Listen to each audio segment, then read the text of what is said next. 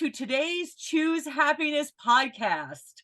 I am so excited for you to meet my guest today. She is such an extraordinary woman. She founded her own health and wellness company. She's a certified health coach.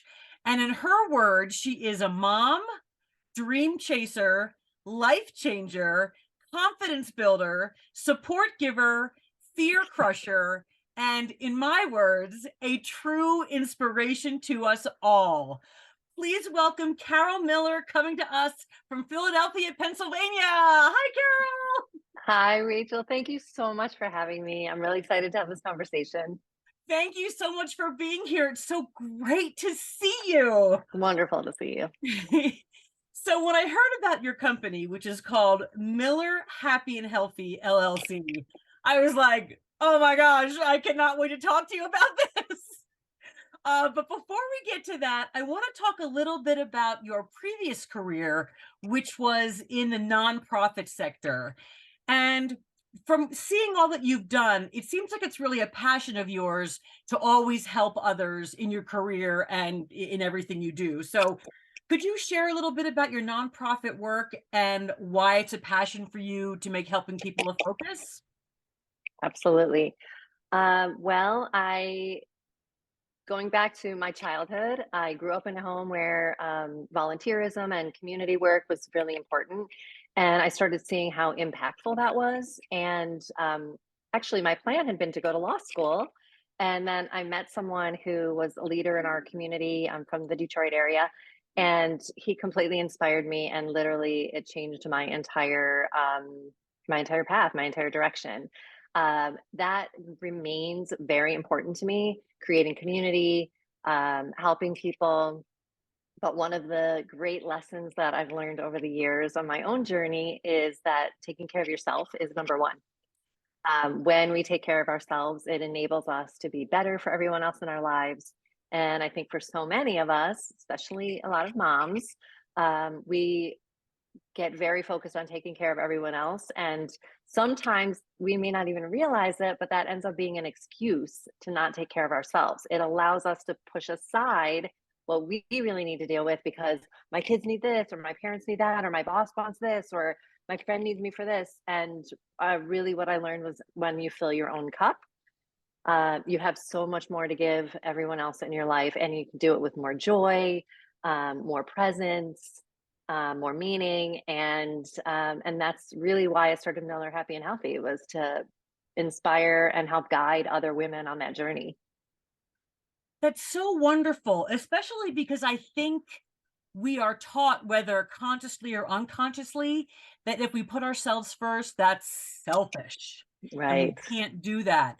But I right, know that when I've been run down myself, I realize then you can't do anything for yourself or for others. So absolutely. there needs to be that paradigm shift, especially for women who are supposed to, do it all, if you will, Right. that really taking Mm, care of ourselves really is number one. yes, yes. And I feel Mhm. like that whole concept of, you can't have and do it all is like we were sold a false bill of goods when we were young, because the reality is something's always got to give. If we're focused on our work, we feel guilty that we're not taking care of our family. If we're taking care of our family, we feel like we're not doing enough for our work. If our house doesn't look perfect when our friends come over, we feel guilty about that. Yet, for most of us, we're very forgiving of other people, Yeah. right? Like if I would say to a friend, I don't care what your house looks like. I just want to be with you. But of course, I want my house to look a certain way when people are coming to me. So, um, I also feel that it's really important. Like we can tell our kids what we hope for them, or what we think are our priorities, but what they don't internalize what we say, they internalize what we do. So they're really modeling the behaviors that we're exhibiting for them.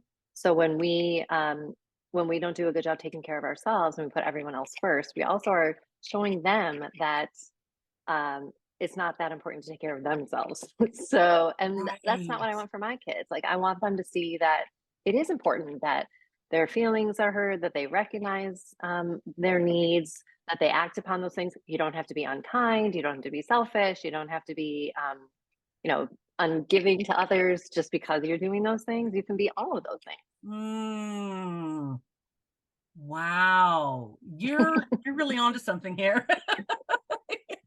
I think so. I think so, really. Well, I just think about my own lessons, right? From like, for example, from my mom, the things that she said to me when I was young versus the things that she did. And we all do the best we can. My mom raised 4 kids by herself. She's um, a really strong, determined woman. And I have a lot of respect for her and a lot of love. Um, and again, we all do the best we can, right? But I feel like messages that she said to me versus behavior she exhibited were very different. And I really think I internalized a lot of the behaviors rather than the words. Absolutely. Oh, yeah. I think all kids do that because there's so much, blah, blah, blah, blah, blah, but we Yeah, kind of take in what we see and what we observe. So that's so important. absolutely. Oh, wow. So, was there like a catalyst for you to Mm. start the company or was just kind of a natural, like a continued calling? Yeah. Well, I think I was on a long journey of exploration. It started with a lot of blaming other people for the things that were happening in my life. And I remember the moment where I was talking with someone and griping about this and griping about that, and I literally had this aha moment of, wait a minute, like what's the common denominator here? And what's my role in this? And that was, I really believe, the beginning of a journey that led through a lot of really difficult stuff, separation and divorce. My kid's dad, he's a great guy. And we have a really good co-parenting relationship, but we didn't have common goals. And I think that became a really difficult thing to overcome. And so that was a very painful, in intense, obviously, experience. Um, and that really began a lot of self exploration and changes, wanting to make changes in my health and very much in my attitude and then in my financial situation. These were all areas that I needed to address, and I wasn't doing a good job of it. And when I started getting healthier, physically healthier, I started sleeping better. I started waking up in the morning energized. I felt mentally able to take care of and look at things that I didn't want to look at, that were hard to look at. One of them being my financial security, or my financial insecurity, actually, at the time. So, and that I never wanted to look at that. It was really much easier to brush that under the rug. But I started to feel really strong and I could finally face it. And that's when I started realizing I could maintain the status quo. If I did that, I was never going to accomplish what I hoped for myself or for my family. And that gave me the strength and the courage to make big changes, which was career change. Interestingly, at that time, I met an amazing partner. I think all of that is like we we we get what we think we deserve, Yeah. and I finally felt what's the word? Like worthy or Yeah, worthy. I finally felt worthy of like having a beautiful home that I bought for myself and my kids, and having some money in the bank, and meeting a great person, and it shifted a lot of relationships in my life. Friends that I didn't connect with anymore, sort of building a new community, with more authenticity and recognizing how I felt in my body when I was with people. How do those relationships actually feel? And I Mm. found when they didn't feel good, I just pulled away. It wasn't like a fight or I just stopped reaching out because it wasn't feeling good. And I've really been much more aware of that stuff. And I share that with my kids. I think it's Mm. important for them to recognize too. What a gift to give to them. And I admire you so much for having that aha moment because I think we all it's easier to blame other people and and put everything and then to have Yeah. it's really courage to look at yourself and say, wait a minute, what's my part in all of this? That's so hard. I mean, Well, nobody sometimes we really see some really ugly stuff. I mean, sometimes we see parts of ourselves that we would rather not look at, but I do believe that that's been a path to tremendous growth. Mhm. more happiness, again, more authenticity. I allow myself to be vulnerable with people in a way I never did before. I always felt like I had Mm. to put on a strong front, and I'm always, always happy and everything's fine. I realized I have had people in my life, my entire adult life, who didn't really know anything about some of the challenges I faced as a kid. Um, Oh. and I started sharing in a new way, and it really has deepened my relationships and my relationship with myself Mm. and with others. Is there a way, and I'm asking this for a friend, is there a way that when we look at those parts of ourselves that we don't really like, is there a way to, Mm, not condemn ourselves, but rather mm, say, "Okay, that's a part of me I wanna change," and accept it without the guilt or the shame or the negative right. self-talk? I think that's all part of the journey, right? I think it's I myself still get stuck in those moments of, where I can kind of get back into shame mode or beat myself up. And it's a daily practice of Mm, focusing on the good. And as you know, right, this is not always easy. And it really is a practice. We have to put those habits into place, and that's what some of the things that I work on with my clients is how do we change our habits? What are the habits we want to change, and mm. how do we do that? And it's some days are easier than others, as I'm sure you know. But and it would be certainly it wouldn't be real if I was saying that that isn't the case. Right. But what I found is when I get stuck in some of those days, I'm brighter about it. Like I know I'll get through it, and where for a while, I think I got very stuck in that. I Mm, think mhm. human nature is focus on the negative, and I truly believe it is a daily practice to focus on the positive, starting the day with, with gratitude, Mhm. trying to let some of the things roll off our backs that are not, it's not always easy to. We're very fortunate, especially, in the US, even if we all know things are not perfect, but we are fortunate, so many of us, and there's just so much to be positive and grateful for. You can always find something Mhm. if you're looking for it.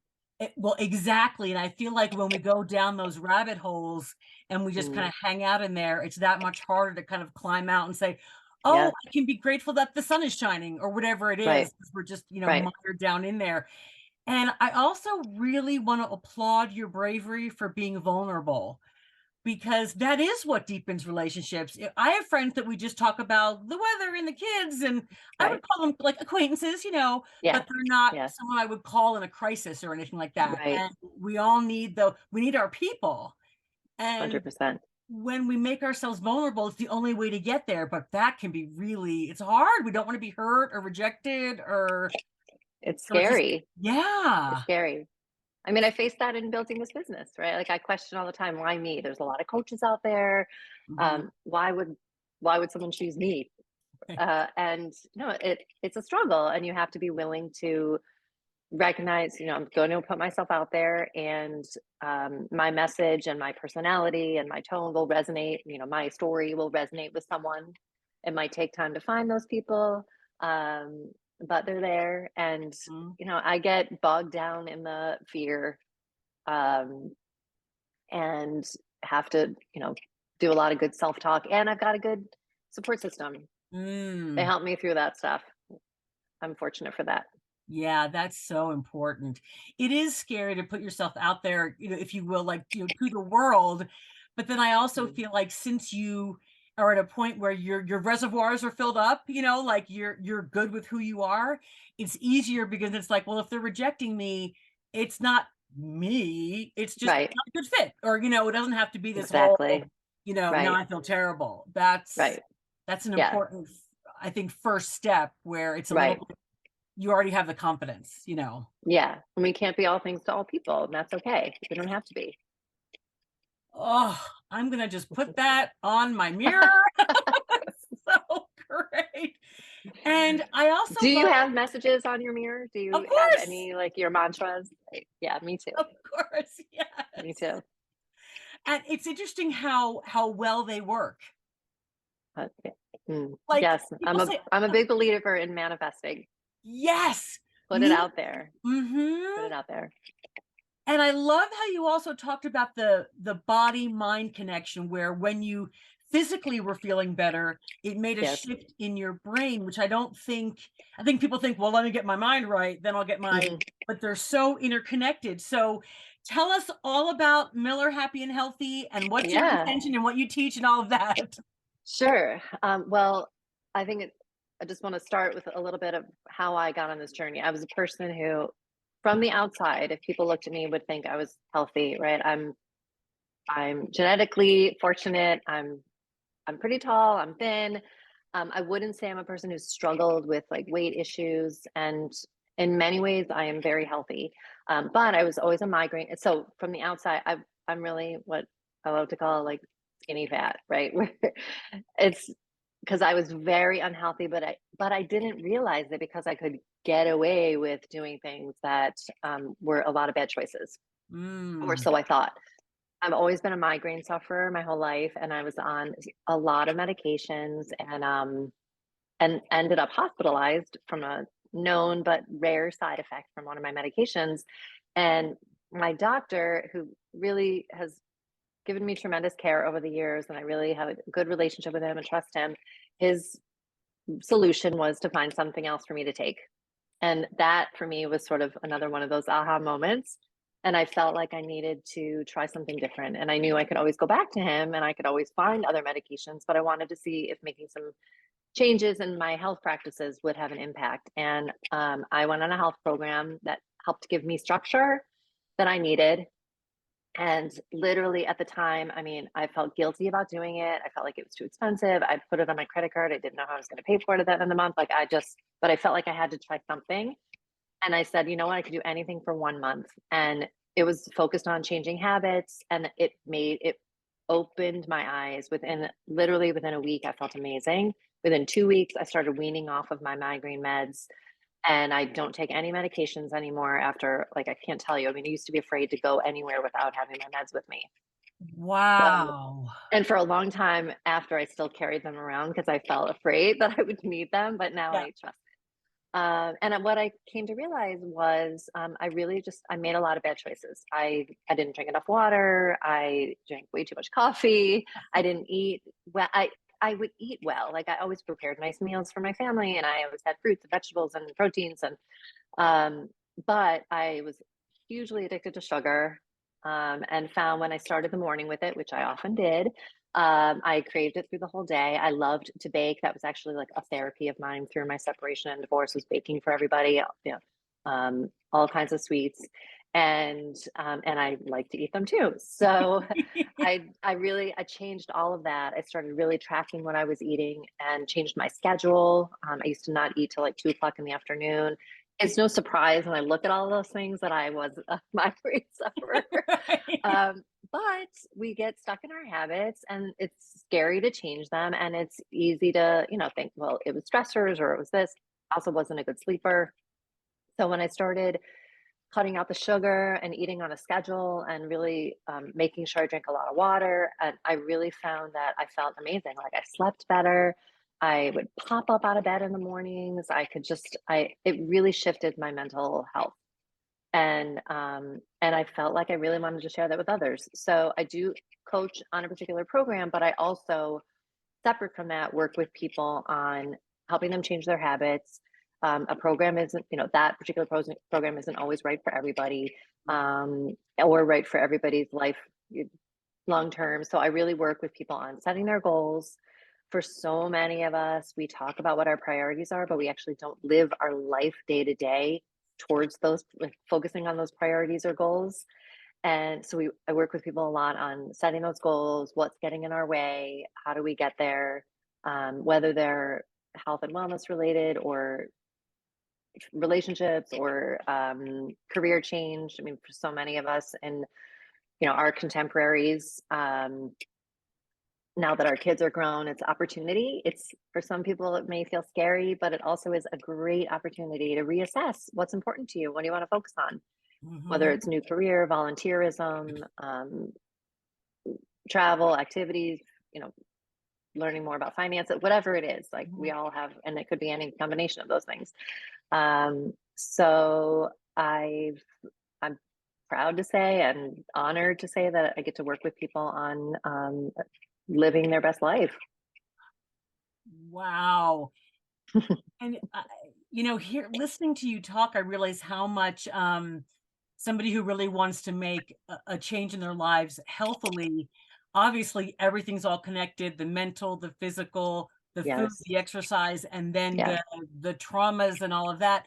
And I'm thankful, it sounds strange, but that you've been through what you've been through. So you can tell somebody, I've been in your shoes. I know exactly how this feels. It's hard, it's painful. Because I think if someone's coming to a coach and the coach is like, everything's great in my life, everything's perfect, you're kind of like, well, it just doesn't feel as good as someone to be like, look, I've been in Right. the trenches. I'm right there with you. Yeah. So Yeah. that's an interesting, you couldn't have gotten to this point without having to go through all the muck, unfortunately. 100%. 100%. Oh, Yes. And I bummer. am, uh, You know, yes and no, right? yeah, Like right, it makes right. us who we are. And, Yeah. I do feel proud of myself having worked through some, what I feel is hard stuff. Mhm. Um, and, and hopefully inspiring other people that they can do the same. So now that you are your own boss and your own entrepreneur, are some of your favorite things about running your own company? I love that I have flexibility, right? I can do what I do from anywhere, which has been a real gift. For example, this winter, my partner and I went down to Florida for 3 weeks, which was amazing. It was a working vacation, but just sitting out on the balcony and looking out over the intercoastal and feeling the sun on my skin Oh, while I was on calls was just really tremendous. And that's and just working towards building the life I envision for myself. Finding that balance can be tricky, but I think the biggest tool I have is that I love what I do. I mm, love meeting new people. I love connecting with people. I love hearing their stories. Um, could I be meeting people that are potential coaching clients for me? Sure, of course. I hope they are. mm, But I genuinely love doing those things. I love talking to people, and I get to do that a lot in my work. So, um, and one of the things we haven't really talked about is that I'm really very into travel. It's a huge priority for me in my life. And building community is another thing that's, as we talked about before, mm. was really has been the focus of my career throughout my entire life. So I'm trying to bring those things together. And I'm working on planning a trip for women that actually it's going to be the first weekend in November in California in Sonoma. It's going to be a great weekend of like connection and exploring around the beauty of Sonoma, hiking and some great food, wine, and opportunity to connect and just talk about some of these things, right? Like what's next for me? What do I want to be next? What's important to me? Mm. And how do I get there? I want to come. I want to make sure to Come, come. I would love come. to. I'm pulling it all together now. So I've been wanting to do this. Actually, a number of years ago, when I was kind of in the beginning of my journey, went on a trip like this with an amazing friend of mine who's a coach, um, and I just really love the idea of creating community. I think so many of us are craving that, Mm. craving connection, and there's so many beautiful places to go and so much to learn about in those places. Different culture in each place, and I just look forward to digging into that and sharing it with a great group of women. That's so wonderful. And when we take ourselves out of where we live and we go somewhere else for the express purpose of doing something like this, and when it's somewhere that's a little bit remote, it just makes all the difference because you can kind Yeah, of drink in the trees in the sky and the absolutely. everything. And that's, oh, I am looking Yeah, forward to this. This sounds great. good. I would love to have you come. It would be Thank amazing. you. Yeah, it's going to be great. I'm so excited Oh, about it. I've been dreaming of doing this, and honestly, I've been too afraid to. I keep finding reasons why I can't find the right house, or I can't find the right place, or I can't find the right weekend, and I feel like I just have to put that aside and make it happen. So here I Yes. am. I'm putting it out there. It's out in the world now. It's so wonderful. And you're such I'm a excited. great role model and example for your clients and your retreat participants because you're teaching people to be empowered. And you are so empowering yourself by running your own business and putting yourself out there. So Yeah. to be that role model, you're not just talking the talk, you're absolutely walking the walk. And that's huge. And I have to say, I think that can Thank be you. rare sometimes, Thank you. in this Thanks. field. I think it's good to share all of your fears and vulnerabilities. And I try to be real. I'm Mhm. working on it. I'm a work in progress. Aren't we all? And the funny thing is, we Yes. all have the same, all the fears are the same, all the, so it's not like someone's gonna Yeah, be like, I've never felt like that before. They're gonna be like, exactly. yes. I hope so. Oh, yeah. So you mentioned a tool in your toolbox that you love what you do. Do you have any other tools that help you with your, I mean, you wear so many hats. You're a mom, you're a sister, you're Mm, a daughter, you're right. a coach, and Yep. so what helps you on a daily basis?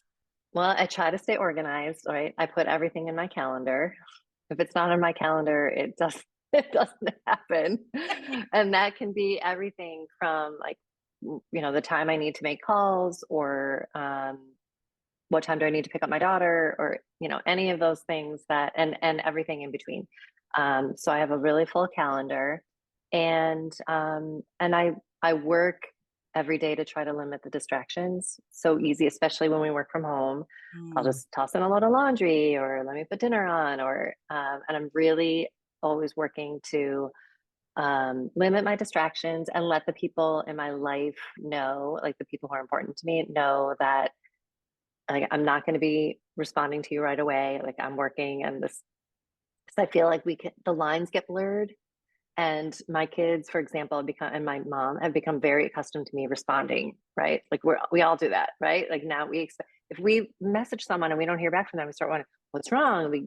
I remember having this conversation with my daughter. She felt like her friends wouldn't respond. And then she felt like, are they mad at me? Are they this? They don't like me anymore. And I started realizing I have those feelings too. Like I expect people to respond quickly. And when they don't, I'm, it, it's unsettling. right. But now I'm really trying to recognize, first of all, it's not all about me. Like if they're not responding to me, it's not like they could just have things going on in their lives. That's okay. They're allowed. Yeah. Maybe they're just unplugging for a while. Like that's healthy. Um, so I'm just trying to use the do not disturb on my phone more often. And when I'm going into something where I really am not going to be responding, like I'll message, like I send a message to my kids, hey, I've got this from this time to this time. I'm not going to be responding. Mhm. So I'm trying to, because it's a shifting of their expectations. So I'm Mm. trying to work on um, helping them with that so that I don't have to feel pressure and that they understand that I have these other things going on too. It's been the hardest with my mom. I'm sure. Oh, I I'm don't think she sure. feels. I'm not sure she actually knows I work. Right.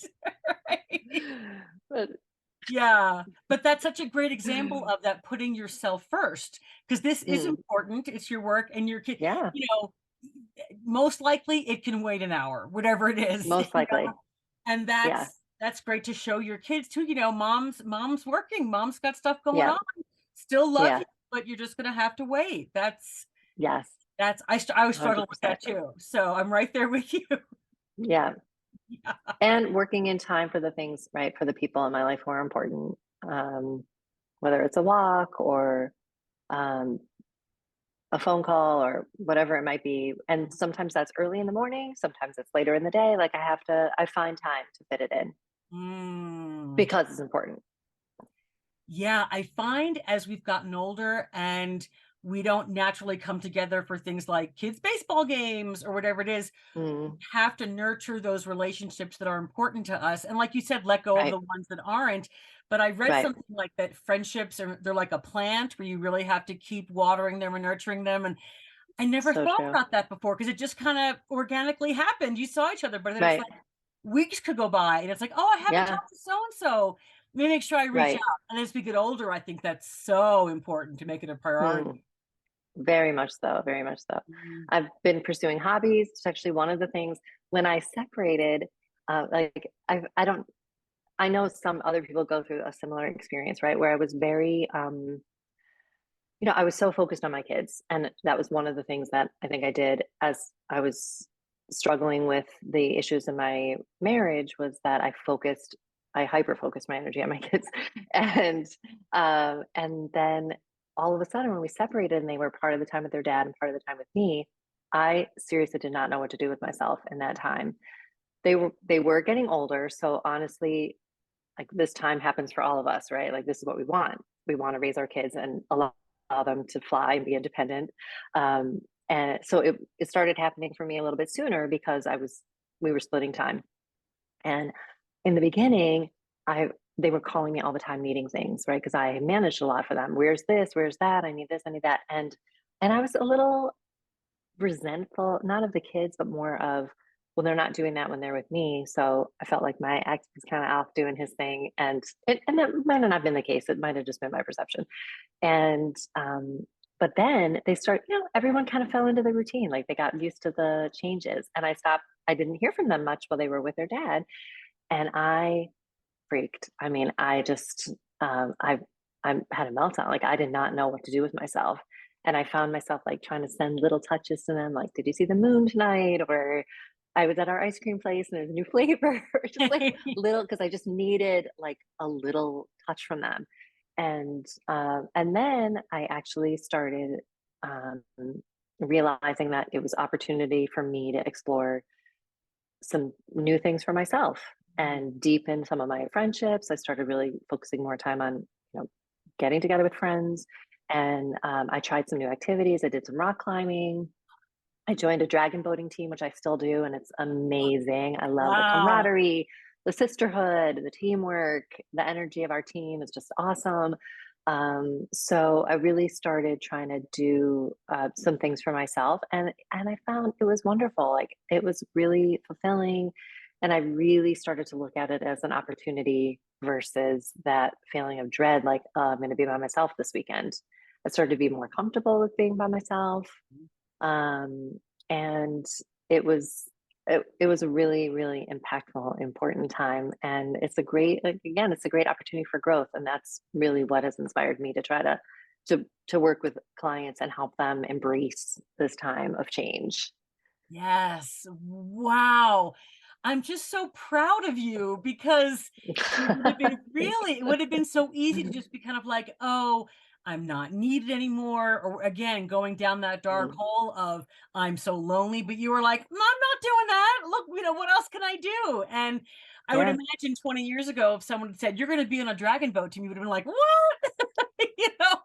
But it's so it's true. amazing. It's It's so so much great. fun. Yeah, it's a great activity. It really is a great Love activity. I love that. being out on the water. It's very healing and inspirational and therapeutic, Oh, rejuvenating. So yes. that's wonderful. And Wow. it's really just our team is a great, great group of women.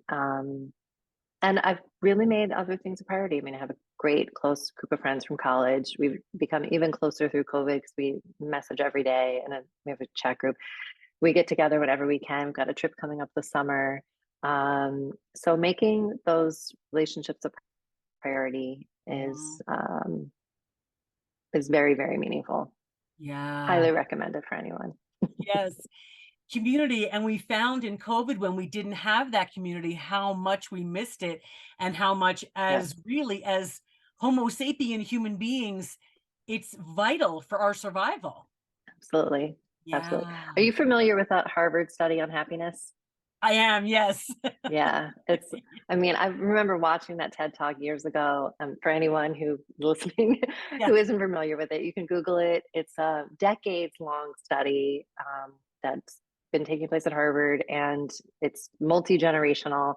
And for me, the most interesting takeaway is no matter what your financial situation is, no matter what your health is, if you have a sense of connection and community, people say they feel happy. And that is a really, really important takeaway. It is, and it's so eye-opening because we're sort of sold the bill of goods. If you're rich enough, if you're thin enough, if you're Mm, pretty enough, if your house is big, your car, that's what's gonna make you right, happy. And even though we all kind of know that's not true, we buy right. into it. And then to see this, Yeah, empirical evidence, it's actually none of that, which, like, of course makes sense, but we don't, like, think about it, right, you know? right. And if you think Yeah, about, if you will, even back to caveman times, we had to protect each other from the saber-tooth tiger or whatever it was. So it's like right. anthropologically, it totally makes sense. Yeah, yeah. Mhm. Well, Mm. I wish I'm gonna take a second and try to find something real quick. This woman that I know, I'm, friendly with on Facebook, she shared a post that I thought was so interesting, and it's worth mentioning here. Oh, I'm gonna see if I great. can find it really quickly. Um, her name's also Rachel, Oh, I like it. and yeah, exactly. And like this is Women's History Month, so every day on Facebook, I've been sharing about a woman that I find inspirational, and she shared about the anthropologist Margaret Mead. It says she was asked by a student what she considered to be the first sign of civilization in a culture. The student expected Mead to talk about fish hooks or clay pots or grinding stones, but Mead instead said that the first sign of civilization in an ancient culture was a femur, your thigh bone, that had been broken and then healed. She explained that in the animal kingdom, if you break your leg, you die. You can't run from danger. You can't get to the river for a drink. You can't hunt for food. You become, prey for other animals. No animal survives a broken leg long enough for the bone to heal. A broken femur that is healed is evidence that someone has taken the time to stay with the person who's injured, help them to get food, water, tended to their wound, and that is what she considers to be the beginning of civilization. So I just thought that was really amazing, and that's so true, right? It's just like that whole idea of caring for each other makes me a little teary. Yes. So I thought that was cool. That's really amazing. Wow. Wow, thank you so much for sharing that. That was perfect. I mean, that was really Love perfect. it. And Wow. that's one of the things I do like about social media, right? It's like we Yes, get to share little gems like that. definitely. Right, exactly. Separate from, I think everybody's life is more perfect than mine. That's the tough part to Right. take. Exactly. So Even though before we know it's right. I Logically, know, we know it's not true, but we still get stuck in it. it's so bizarre in a way, but we all, again, human nature. Um, 100%. Before I let you go, I just wanna ask you real quick, do you have one piece of advice for someone in choosing happiness every day? Yeah. Mhm. Well, the number one thing, most important takeaway that I've had in my life is like I started with, I'm going to come full circle, is taking care of yourself must be a priority, whatever that looks like. It might be different for every person or different in a given day, but doing something, some kind of self care, Mhm. is just so important in our happiness and health. Mhm. Thank you so much for sharing that because I feel like I need to hear that constantly. You know, I'm here to remind you. thank you. And eventually This has it been great. will stick in. And now where do we find Miller Happy and Healthy? And do you do remote coaching as well? I do remote coaching. I Oh, do. good. Absolutely. Good. So anybody can reach out to me. My email actually is millerhappyandhealthy@gmail.com. You can find me on Facebook, Carole May Miller, May. And I'm in the process of constructing a website, Carole J Miller. It's CAROLE J Miller at .com. Okay. And CaroleJMiller.com. we'll have the links on the, Awesome. underneath and at the end and everything. So, That'd be great. Thanks. I have And loved. join me in Sonoma, Oh my first gosh, weekend I'm in gonna be November. there. I'm so excited. I really am. It's been such a joy It's and gonna be such a awesome. wonderful learning experience talking with you. Thank you so much. Thank you. So nice talking with you. Great to see you, Rachel. You Have a wonderful too. weekend. You too. Mwah. Thanks. Mwah. Bye.